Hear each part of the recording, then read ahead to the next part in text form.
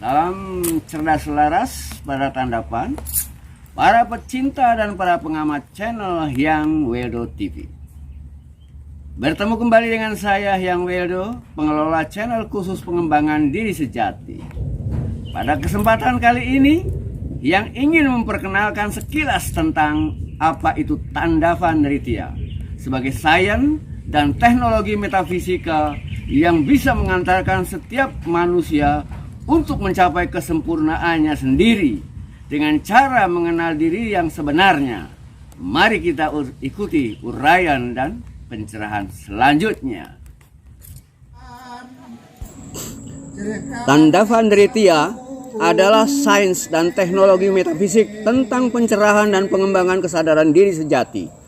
Dengan melakukan penyelarasan kembali ke dalam alunan gelombang energi kosmik alam semesta, kita menyatukan diri ke dalam gerakan esoterik tarian kosmik alam semesta. Merupakan sains dan teknologi metafisik paling pintas, menembus batas memasuki dimensi-dimensi skala ini skala dengan menghancurkan seluruh penghalang dan seluruh hambatan yang ada. Tandavan Nritya adalah pusat pencerahan dan pengembangan kesadaran diri sejati, lintas agama, lintas budaya, lintas bangsa, dan lintas dimensi yang mulai aktif tahun 1994 di Surabaya hingga kini, yang secara metodologis membina dan membimbing siapapun juga, laki-laki atau wanita, para remaja, kanak-kanak maupun orang dewasa, dari agama dan suku bangsa apapun yang ingin mengenal dirinya yang sebenarnya untuk mencapai kesempurnaan dan kebahagiaan sejati. Tandavan Nritya benar-benar sebagai langkah spiritual yang tidak berafiliasi dengan sistem kepercayaan atau ajaran agama apapun. Tandava hanya ingin setiap orang yang ingin mengenal lebih dalam siapa dirinya yang sebenarnya dengan cara menghancurkan seluruh belenggu dan keterikatan yang menghalangi perjalanannya untuk mencapai puncak kesempurnaannya. Adalah kewajiban kita semua untuk saling menolong dan membebaskan manusia lainnya dari segala bentuk penderitaan, perbudakan, dan penjajahan. Seperti itulah apa yang harus saya, Hyang Weldo, lakukan melalui Tandavan Nritya, mengantarkan setiap orang mencapai kemerdekaannya dengan mengembangkan kesadaran murninya untuk mencapai kemurniannya dan mengalami kenyataan yang sebenarnya yang non-dualitas. Masih sangat banyak umat manusia yang terbelenggu dan terperangkap oleh pemahaman dan keyakinannya yang terbatas dari agamanya. Bagaimana mungkin para penganut agama itu bisa mengenal Tuhannya yang transenden jika mereka sendiri belum mengenal diri mereka sendiri yang imanen? Selama ribuan tahun manusia terperangkap oleh bahasa dengan segala pemahamannya. Semenjak pertama kali manusia sapien menemukan dan menggunakan bahasa kata sebagai sarana komunikasi dengan sesama maupun digunakannya dalam berpikir. Semenjak itulah manusia sapien diturunkan derajat martabatnya yang sebelumnya menjadi substansi absolut yang merdeka, yang hidup di dalam kenyataan yang sebenarnya, kemudian terjebak dalam dunia konseptual yang serba dualitas. Sebagaimana dikisahkan dalam kitab suci bahwa Adam dan Hawa sebagai manusia sapien yang pertama kali menemukan dan menggunakan bahasa kata, Adam dan Hawa tergoda terhadap keinginan mampu berbicara dengan menggunakan bahasa kata terhadap yang lain maupun terhadap dirinya sendiri, di mana mereka menyangka bahwa dengan menggunakan bahasa kata lebih baik dari sekedar berdialog dengan bahasa isyarat vokal yang sangat terbatas. Dengan bahasa kata, kita dapat memberikan nama-nama dan sebutan-sebutan. Kita juga dapat mengatakan apa yang kita lakukan dan bahkan apa yang kita pikirkan. Dengan kata-kata, kita bisa menuliskannya semua pengetahuan yang kita dapatkan dan dapat kita wariskan kepada keturunan kita, para generasi selanjutnya.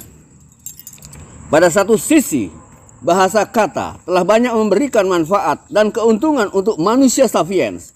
Namun di sisi yang lain, bahasa kata telah menjebak manusia ke dalam perangkap gagasan atau konsepsi sehingga terpisah dari kenyataan yang sebenarnya. terpisah dari dirinya yang sesungguhnya dan terpisah dari Tuhannya. Begitulah manusia. Semenjak itulah manusia tidak lagi mengenal siapa dirinya yang sebenarnya, kecuali hanya sebatas sebagai konsep saja. Dirinya tidak lebih hanyalah sebuah gagasan. Kenyataan Tuhan dan kebenaran hanyalah sebuah gagasan-gagasan yang terangkum dalam satu nama atau satu kata. Semenjak manusia sapien dalam hidupnya kebanjiran kata-kata, bukan sekedar bunyi-bunyian sebagaimana burung-burung berbicara, sebagaimana burung-burung bernyanyi dan berkicau, tetapi serangkaian bunyi yang membentuk kata-kata yang menyandang makna yang berbeda-beda pada setiap kata. Di dalam otak kiri manusia, di dalam lobus temporalnya, menjadi sangat aktif dan agresif. Semenjak manusia menggunakan bahasa kata-kata, seluruh kesibukan manusia semuanya diubah ke dalam kata-kata. Temporal korteksnya menjadi sangat aktif, tidak seperti sebelum Adam dan Hawa mengenal bahasa kata. Kemudian yang terjadi, occipital cortex dan parietal cortex menjadi kehilangan fungsi dan aktivitasnya.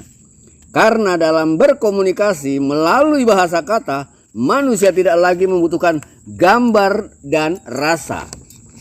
Semenjak temporal cortex menjadi hiperaktif dan agresif, sehingga occipital dan parietal cortex kehilangan fungsi dan menjadi non-aktif. Maka semenjak itulah kemampuan supranatural manusia sapien menjadi merosot dan pudar. Manusia sapien tidak mampu lagi melihat dan berkomunikasi kecuali sebatas secara empirik kepada sesama yang lain yang dapat dilihat oleh matanya dan dapat didengar oleh telinganya. Manusia tidak lagi mampu melihat sosok-sosok niskala lainnya dan menjadi buta niskala sampai ribuan tahun hingga kini. Oleh karena itu, saat inilah saya, Yang Weldo, melalui tarian Tandavan Nritya mengaktifkan kembali fungsi occipital dan parietal korteksnya dan mensinkronisasikannya dengan korteks lainnya. Tandavan Nritya adalah tarian esoterik gerakan kosmik alam semesta. Melalui tarian esoterik Tandava, kita melakukan penyelarasan diri secara kosmik ke dalam alunan gelombang kuantum alam semesta skala niskala. Menyelaraskan tarian ke dalam gerak penarinya, menyelaraskan gerak ragawi ke dalam kehendak ruh atau sukmanya. Selarasnya jagat kecil ke dalam jagat besarnya. Seluruh komponen dan elemen alam semesta menari dalam tarian kosmik yang sama. Dari mulai energi kuantum, quarks, hingga galaksi-galaksi yang jumlahnya biliunan.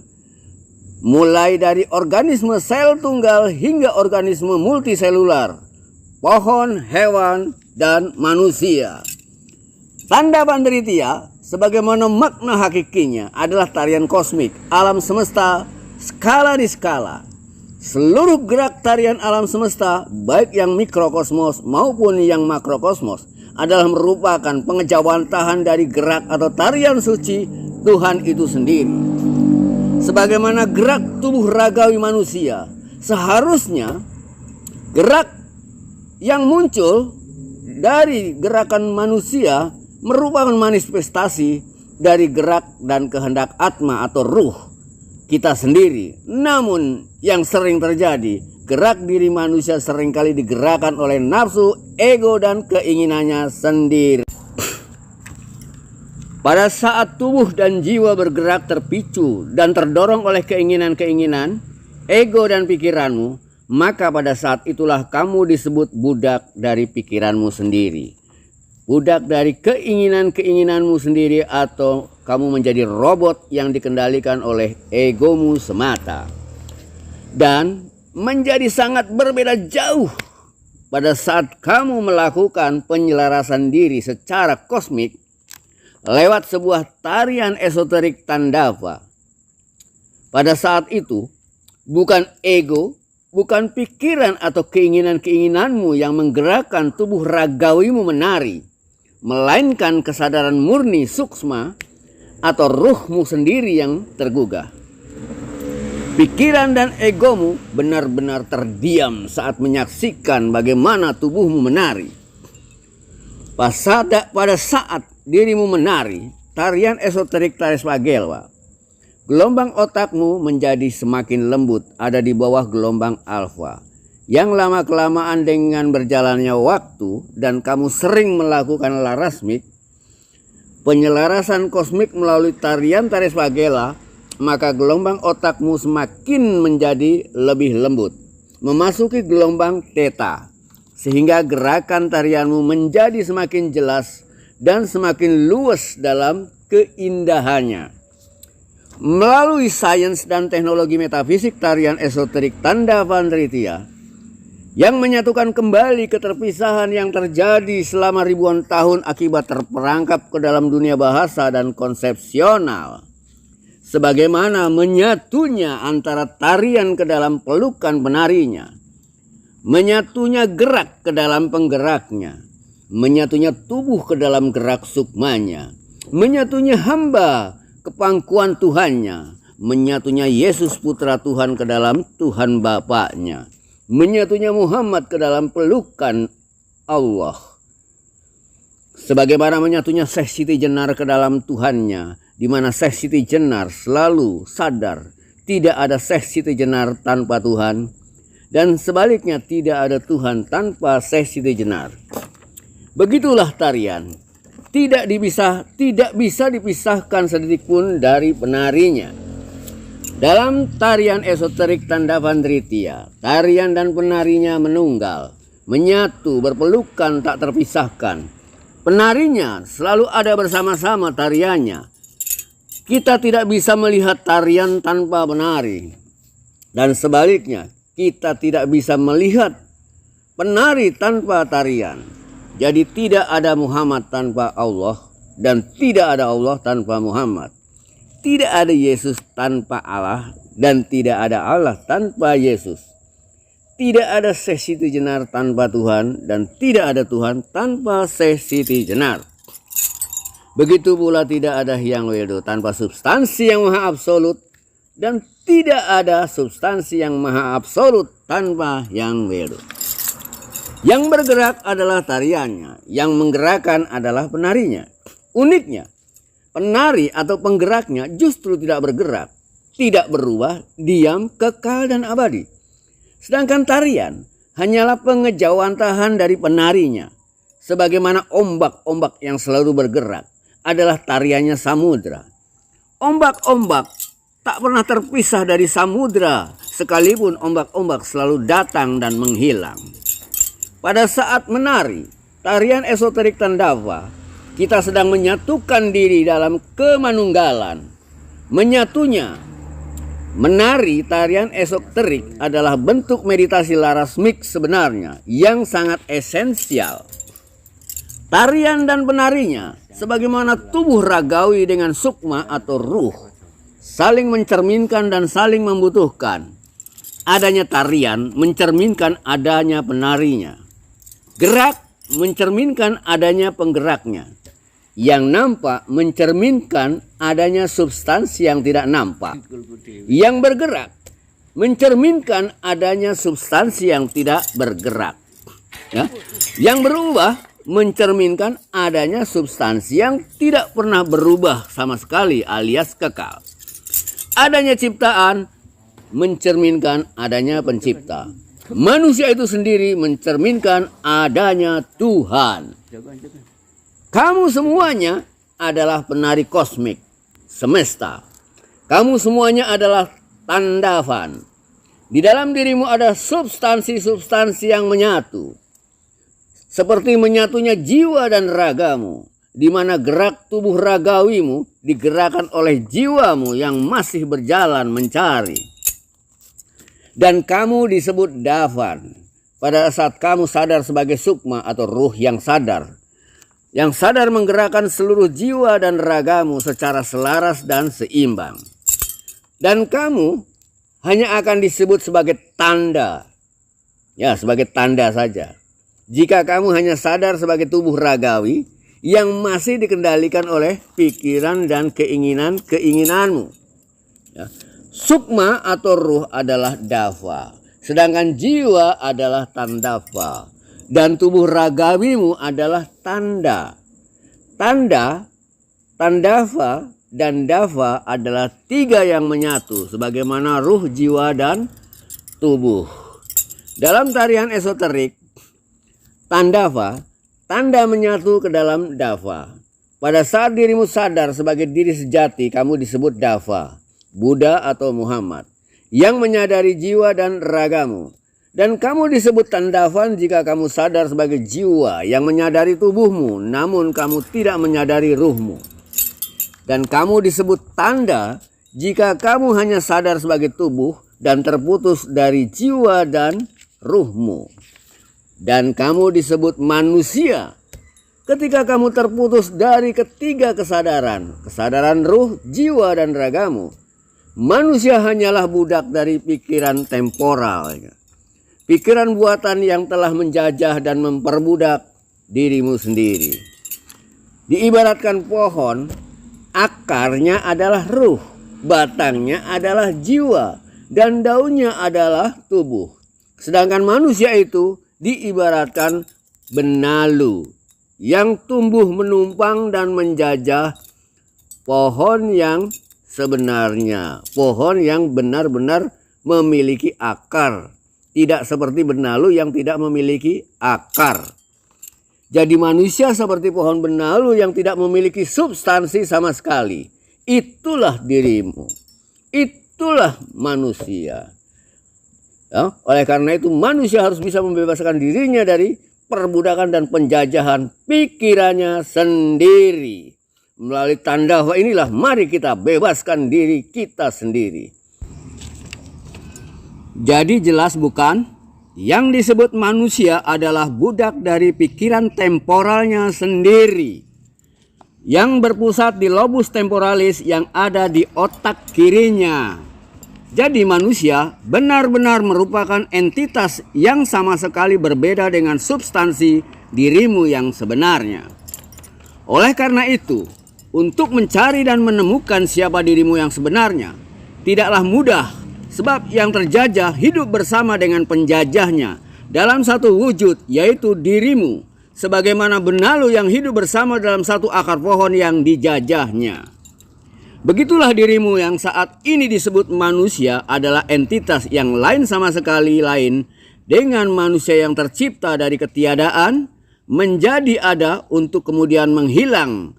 Tidak seperti dirimu yang sebenarnya selalu ada. Sebagaimana benalu yang tidak hidup dari akar substansinya sendiri. Benalu hidup bergantung pada adanya substansi lain yang belum sempurna, yang bisa dikuasai dan dihisapnya. Seperti itulah kehidupan manusia sesungguhnya, yang merupakan aksidensi dari ketidaksempurnaan pikirannya sendiri. Manusia hanyalah sekedar aksidensi, sebagaimana kegelapan yang selalu bergantung pada cahaya yang tidak sempurna. Pikiranmu adalah cahaya yang tidak sempurna itu, dan manusia bukanlah berasal dari substansinya, melainkan dari aksidensinya. Namun banyak manusia yang tidak tahu rahasia ini. Rahasia dari mana ia bersumber, sebagai benalu yang adanya bukan berasal dari pohon yang dijajahnya. Benalu sama sekali entitas yang berlainan dengan substansi pohon itu sendiri. Wahai manusia, dirimu yang sebenarnya adalah pohon yang sedang terjajah oleh aksidensi benalu kemanusiaanmu sendiri. Benalu itulah yang telah menjajah dan menghisap seluruh daya dan energi dari diri sejatimu yang menjadi musuh besar dalam hidupmu. Oleh karena itu, musuh besar yang harus kamu lawan dan kamu lenyapkan bukan berada di luar dirimu, melainkan ada di dalam dirimu sendiri, bersembunyi di dalam substansimu sendiri. Jadilah kesatria yang siap berperang melenyapkan adanya penjajahan dan perbudakan yang terjadi di dalam jiwamu sendiri. Siaplah bertempur, wahai Arjuna, menaklukkan keangkaramurkaan dari segala keinginan dan ketakutanmu sendiri. Kemerdekaan yang sebenarnya hanya bisa dicapai dengan menyingkirkan dan melenyapkan benalu aksidensi kemanusiaanmu sendiri yang sedang menjajah dan memperbudak pohon substansi absolut kesejatianmu sendiri. Itulah yang disebut moksa. Perang Bratayuda adalah perang besar melawan dirimu sendiri. Jihadun nafs, berjihad melawan keinginan dualitasmu sendiri. Kill yourself to find yourself. Lenyapkan dirimu yang bukan untuk membebaskan dirimu yang sebenarnya. Jadilah dirimu yang sesungguhnya. Sangat substansial sekali bagimu untuk mengetahui siapa dirimu yang sebenarnya. Sosok aksidensi kemanusiaanmu bukanlah dirimu yang sebenarnya, melainkan hanya aksidensi penjajah yang memperbudakmu. Sosok aksidensi kemanusiaanmu hanyalah seekor kera sapien yang tidak jauh berbeda dengan kera besar spesies lainnya, yang sepanjang hidupnya hanya sibuk mencari makan dan minum, sibuk berak dan beranak, dan sisa waktunya hanya digunakan untuk melawan dan menyingkirkan saingan-sainganmu demi untuk mempertahankan hidupmu. Sosok kemanusiaanmu adalah seekor homo sapien yang paling serakah. Seekor monyet-monyet yang memiliki 4 buah tangan. Setiap tangannya memegang buah dan di mulutnya sedang mengunyah 2 buah pisang. Sedangkan seekor manusia, sapien, meskipun tangannya cuma 2 buah tetapi kantongnya di mana-mana. Dan dikarenakan ketakutan akan mati, seekor manusia sapien bisa merusak hutan dan mencemari bumi hanya untuk menguruk keuntungan sebanyak-banyaknya demi untuk kepentingan sendiri dan kelompoknya. Tidak ada binatang yang lebih ganas daripada manusia yang disebut homo sapien. Seganas-ganasnya seekor singa tidak akan menerkam dan memangsa singa lainnya. Berbeda dengan manusia sapien yang tega membunuh manusia lainnya hanya karena demi ideologi politik dan bisnisnya. Mereka saling mencaci maki dan saling menyingkirkan manusia yang lainnya atau kelompok manusia lainnya hanya karena perbedaan pemahaman agama dan keyakinannya. Tidak ada perang besar antar manusia yang sering terjadi di dunia ini, melainkan disebabkan oleh adanya perbedaan dan persaingan pemahaman dan kepentingan masing-masing di dalam agamanya. Oleh karena itu, manusia tidak boleh menyembah manusia lainnya. Seekor monyet sapien tidak boleh mengkultuskan monyet sapien lainnya. Disebut manusia karena menjadi budak karena nafsu dan pikirannya sendiri. Seorang budak tidak boleh bersujud di depan budak lainnya. Dan selamanya seorang manusia tidak akan bisa bertemu dengan Tuhannya kecuali ia sudah mampu mengenal dirinya yang sebenarnya. Dan seseorang tidak akan mampu mengetahui dirinya yang sebenarnya sebelum ia mampu menaklukkan dan mengendalikan nafsu dan pikirannya sendiri yang telah menjajah dan memperbudaknya, yang selalu mengaku sebagai dirimu sendiri. Hanya dirimu yang sebenarnya yang telah mampu mengendalikan nafsu dan pikiranmu sendiri, yang bisa mengenal dan bertemu dengan Tuhannya, apapun nama dan sebutannya. Karena nama dan sebutan Tuhan hanyalah nama bagi mereka yang belum mampu mengenal dan bertemu Tuhannya. Dan orang-orang yang sudah mencapai moksa atau kemerdekaan tidak lagi disebut manusia karena mereka bukan lagi seorang budak. Mereka diberi gelar Buddha, Siwa atau Muhammad karena kemerdekaannya. Hanya Buddha yang bisa bertemu dengan dirinya yang agung. Hanya Atman yang bisa berjumpa para Matman, dan hanya Muhammad yang bisa berjumpa Allah sebagai Tuhannya. Dirimu yang sesungguhnya bagaikan anak singa yang diasuh dan dididik oleh ibu kambing, sehingga kamu menjadi anak kambing yang hidupnya hanya mengembik. Kamu kehilangan jati dirimu. Kamu tidak tahu siapa jati dirimu yang sebenarnya. Kamu tidak tahu, bahkan tidak sadar bahwa sesungguhnya kamu bisa mengaum seperti singa-singa lainnya yang merdeka. Raihlah kemerdekaan, wahai singa-singa. Sebenarnya dirimu adalah anak ruh yang lahir ke dunia menjadi anak daging ragawi, yang kemudian diasuh dan dibimbing oleh kedua orang tua pikiran dan keyakinan. Dan kamu tumbuh berkembang menjadi anak pikiran. Ya, kamu telah mengidentifikasi dirimu sebagai pikiran. Cogito ergo sum. Begitulah René Descartes memproklamirkan dirinya sendiri sebagai pikiran. Aku berpikir maka aku ada. Jika aku tidak berpikir maka aku tidak ada. Manusia adalah sosok pikiran itu sendiri.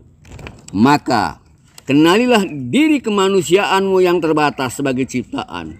akan mengantarkanmu mengenal siapa dirimu yang sebenarnya yang tidak terbatas sebagai penciptamu. Sesungguhnya kamu adalah anak langit, anak Tuhan yang tidak terbatas, yang lahir di muka bumi dan diasuh oleh kedua orang tuamu, yaitu setan, melalui bahasa kata yang membuatmu terperangkap ke dalam kata-kata dan pikiranmu, yang membuatmu tak mampu membedakan kemurnian dari ilusi akibat kata. Karena dirimu yang sesungguhnya adalah anak langit, yang lahir di bumi dan diasuh oleh ibu bumi, sehingga kamu menjadi lupa kelangitanmu sendiri yang kekal abadi. Karena kamu terikat oleh bentukmu yang tercipta dari tanah yang telah menjadi daging, itulah yang telah membebanimu. Hanya anak langit yang bisa terbang ke langit, hanya anak Tuhan yang bisa menjumpai Bapaknya, hanya Atma yang moksa yang bisa bertemu Paramatma, hanya Muhammad yang bisa bertemu dengan Tuhan Allahnya, hanya Yesus yang bisa menemui Bapaknya, dan hanya Buddha yang bisa bertemu dengan diri yang agung. Hanya Sakti yang bisa bersanding dengan Siwa, dan sebaliknya hanya Siwa yang bisa memeluk mesra Sang Maha Sakti yang agung. Hanya penari yang bisa menari, dan hanya tarian yang selalu dekat menyatu tak terpisahkan dengan penarinya. Kita tidak bisa melihat tarian tanpa penari, sebaliknya kita juga tidak bisa melihat penari tanpa tarian. Kedua-duanya, penari dan tarian, gerak dan penggeraknya, saling menyembunyikan dan saling mencerminkan yang satu terhadap yang lainnya. Kamu semua adalah penari kosmik semesta. Kita semua adalah Tandavan, penari kosmik. Di dalam tarian kosmik Tandavan Nritya, ruh dan raga bersatu, Atma dan Paramatma manunggal, Siwa dan Sakti bersatu padu dalam tarian cinta kosmik semesta. Demikianlah para sahabat semuanya. Merdeka. Oh iya, para Tandavan di mana saja di seluruh dunia, jangan lupa untuk subscribe channel Hyang Wildo TV bagi mereka yang belum subscribe. Dan jika kalian sangat menyukai dan menganggap Hyang Wildo TV ini sangat bermanfaat, mencerahkan siapa saja, ayo dukung dengan menontonnya dan jangan lupa komentarnya. Kemudian membagikannya kepada teman-teman lainnya agar lebih banyak yang tercerahkan. Salam cerdas selaras, merdeka. Terima kasih atas perhatiannya. Dan di akhir episode ini, saksikanlah salah satu penari Tandava dalam tahap pemula, bagaimana mereka mengikuti tarian-tarian kosmik Tandava Nritya. Terima kasih yang telah mengikuti konten ini hingga selesai.